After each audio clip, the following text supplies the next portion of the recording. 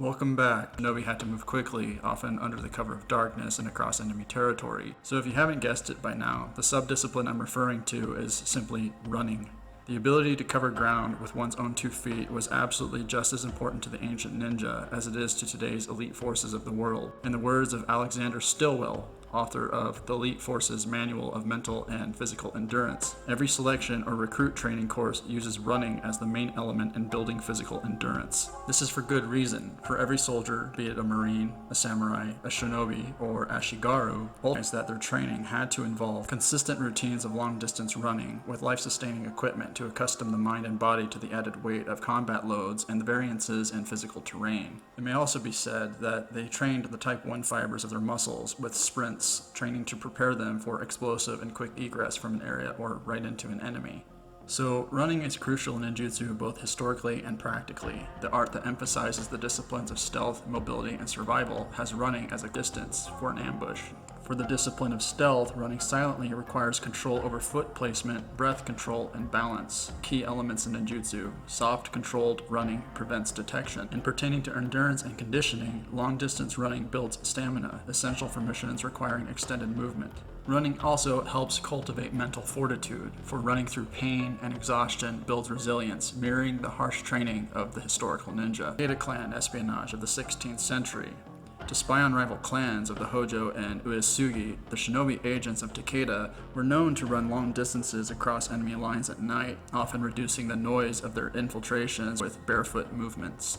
Hit-and-run attacks. In the aftermath of Oda Nobunaga's decimation of the Iga Ninja in 1581, many of the survivors took it upon themselves to seek vengeance and harass Nobunaga's forces with tactics that emphasized speed and agility. Shinobi would ambush small units and then quickly retreat into the forests and mountains, inducing a secondary effect of wearing down Nobunaga's forces by luring them to expend resources chasing ghosts. Battlefield sabotage. During the Battle of Kizugawaguchi of 1578, ninja were employed to set fire to enemy supplies and cause general chaos behind enemy lines. Often, gunpowder stores were targeted, which induced the shinobi to have to escape into marshlands and forests with great speed before the enemy could respond. Escape and evasion.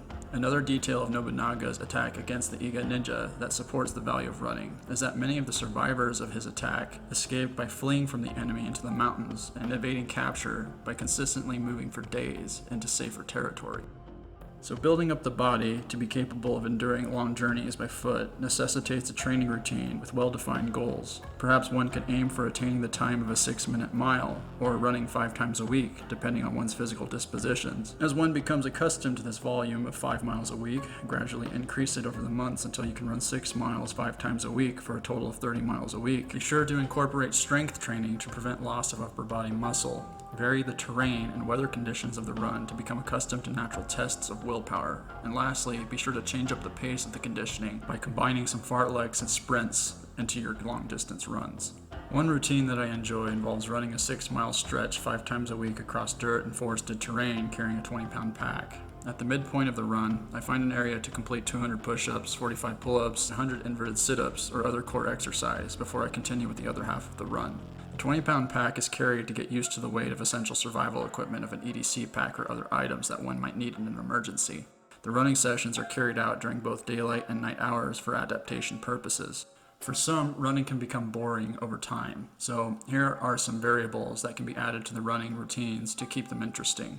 You might run a mile barefoot to simulate silent running, or get dropped off in a location 1 to 6 miles from your destination and mentally map the area as you run to your objective. You might even run at night and dodge traffic by hiding each time a car passes as a game, or add a bit of work such as setting up a fire or building a shelter at the end of your run.